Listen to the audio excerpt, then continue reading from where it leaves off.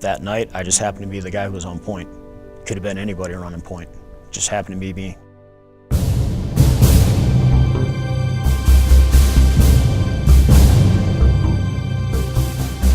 And we were going after Abu Obadiah, who was the defense minister of ISI in all of Saladin province.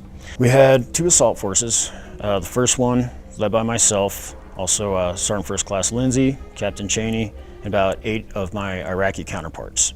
As we landed, jumped off the bird, ran to the first objective. Came back out and started crossing over to the courtyard to get to the second and the third objective. I was up front, Sergeant First Class Lindsay was to my left, Captain was to my right. There's a small L-shaped building at the end of the objective, and that's where the majority of the firefight took place. As soon as we crossed over, guys started coming out of the building, and they were all armed with AK-47s. The first guy runs out of the room, and he starts running down the side of the building in the direction that the second assault force is infilling. I engage him and ended up putting him down. Sergeant Lindsay, to my left, is engaging other guys on the far side of the L-shaped building who are just starting to come out of doorways. Captain's off to my right. He's, coming right up with me, and we're coming up to the door to see where the rest of the guys are coming from. So as I look in the door, it's about halfway open. There's a guy standing there. So I engaged him.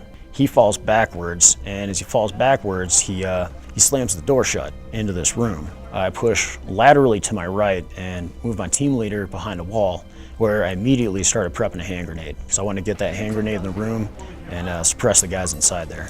Throw the grenade in the room right through a real small crack in the door, and I waited for the longest 5 seconds of my life.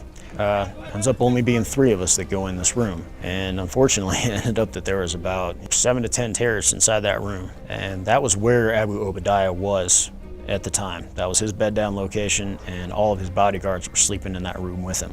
As soon as my hand grenade goes off, Captain gives me the squeeze, we go right in. Sergeant Lindsay and Captain Cheney come over my shoulder. They start engaging targets in the room. I got 1 or 2 shots off into the guy in the corner, and then, bam, there's this white flash of light. Grenade goes off. I got hit in the left side of my nods. I got, some shrapnel on my arm. I got my right thumb literally pinned to my rifle with a piece of shrapnel or a ricocheted bullet, I don't know which, but blew it open pretty much to the bone, broke it laterally, and took off a chunk of my finger too. So at this point, I got blown into the corner. I didn't know where Sergeant First Class Lindsay and Captain Cheney were.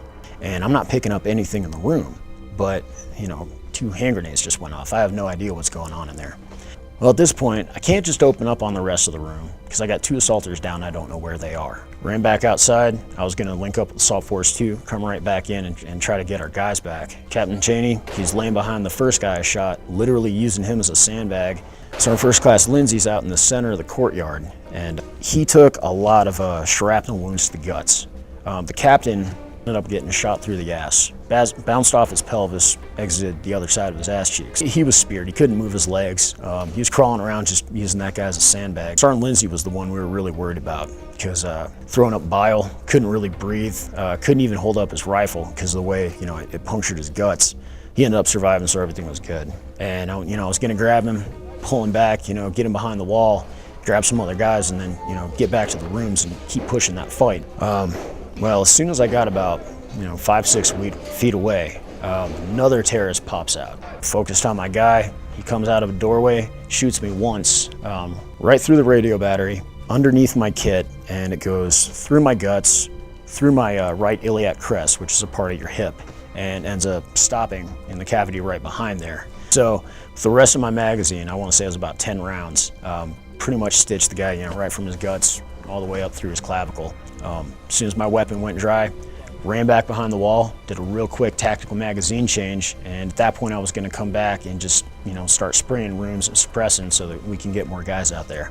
So as soon as I got the guys moving, got a few of them moving, the rest of them actually followed suit, put them where I wanted them on the doorways. Firefight was pretty much done at this point. The adrenaline was still pumping because that was by far the biggest firefight I'd ever been in. I don't view myself as a hero. I view myself as a Green Beret, as an SF guy, as a father, as a husband. I really don't think I'm that much different than all the other guys out there, especially the guys I work with.